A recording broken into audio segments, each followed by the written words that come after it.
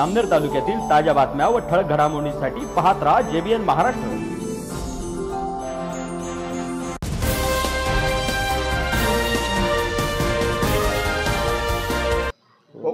खडसे जे आहे ते पुन्हा मुख्यमंत्री देवाभाऊ यांना भेटलेले आहे।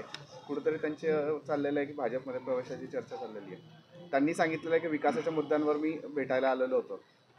ते त्यांनाच विचारते का गेले काय नाही, मला कुठली माहिती नाही। मी कोणाला विचारलं नाही ते का गेले काय नाही म्हणून। हो, अशी पण चर्चा आहे की त्या भेटी दरम्यान जे आहे आपण सुद्धा त्या ठिकाणी सोबत होतात आणि त्या संदर्भात जे आहे त्यांनी चर्चा केल्याची माहिती नाही। मला मुख्यमंत्री महोदय म्हणाले की ते येऊन गेले म्हणून, पण मी विचारलं नाही का आले, कशासाठी आले। पण मी 11 वाजता माझी भेट ठरलेली होती।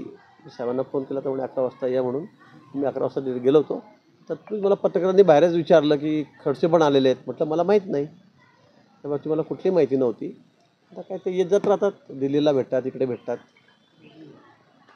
हालचाल आहे भाऊ काय पक्षप्रवेशाची? त्यांनाच विचारा, मला काही माहिती नाही। ते मोठे त्यांनी सांगितलं की मी खाली बोलत नाही, मी दिल्लीशी बोलतो। मला वाटतं तर ते म्हणत होते माझ्या गळ्यामध्ये तर रुमाले टाकलेला आहे, फोटो येत नाही। मला वाटतं तर त्यांनी सांगावं त्या बाबतीमध्ये, ते सांगू शकतील। आगामी काळात आपली भेट घेऊ शकतात कोण? खडसे नाही, ते मोठे नेते आहेत, माझी कशाला भेट येते। ते राष्ट्रीय नेते आहेत खडसे साहेब आमचे, त्यामुळे ते माझी भेट येते। त्यांनी सांगितलं की खाली मी खालच्या लोकांना भेटत नाही, माझं डायरेक्ट वरती कनेक्शन आहे।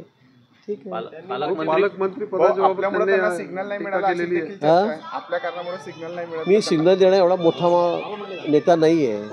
मी एवढा मोठा सिग्नल देण्याचा नेता नाही, मी छोटा कार्यकर्ता आहे। मी जिल्ह्यापुरता मर्यादित आहे असं ते म्हणतात, तसंच आहे माझं काम। त्यामुळे त्यांचं डायरेक्ट कनेक्शन वर दिल्लीला आहे। त्याचे अनेक वेळेला आपण फोटोही बघितले, ते भेटतात, नेत्यांना भेटतात, इथे देवेंद्रजींना भेटतात।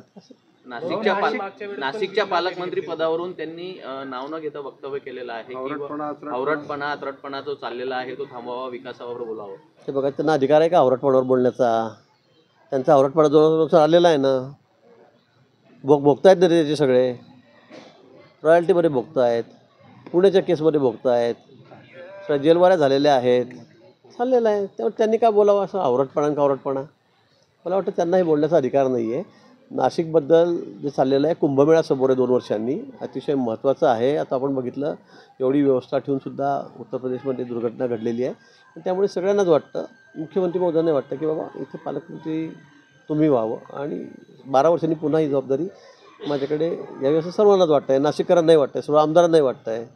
त्यामुळे माझं नाव घोषित झालं होतं, पण काही कारणामुळे ते पूर्ण स्टे झालेलं आहे।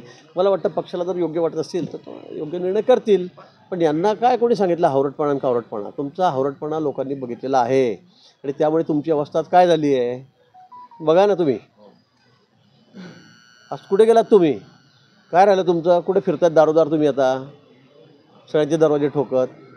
कशाला बोलायला जातं? मला त्या विषयात खरं म्हणजे बोलायचंच नाही त्याच्या विषयावर। पालकमंत्र्यांच्या नियुक्तीवरून आज जितेंद्र आव्हाडांनी पण टीका केलेली आहे। पालकमंत्र्यांच्या नियुक्तीवरून जितेंद्र आव्हाडांनी टीका केलेली आहे। त्यांनी असं म्हटलं की जिल्ह्यामध्ये लूटमार करण्यासाठीच पालकमंत्र्यांची नेमणूक केली जाते। जितेंद्र आव्हाडाला उत्तर द्यावं असं की मला वाटत नाही। एकनाथ शिंदे दिल्लीला गेलेत नाशिक पालकमंत्री पदासाठी। एकनाथ शिंदे जे आहेत ते दिल्लीला गेलेत पालकमंत्री पदासाठी, त्याचा तिढा सुटणार का? आता असं ते कशासाठी गेले, त्यांना का बोललो किंवा त्यांनी का कशासाठी वगैरे ते मला माहीत नाही। अनेक गोष्टी असतात। आता शेवटी आमचे ते मित्रपक्ष आहेत, मोठा पक्ष आहे त्यांचा 2 नंबरचा महायुतीमधला, त्यांचे काही कामं असतील, हाही विषय चर्चेत असू शकतो।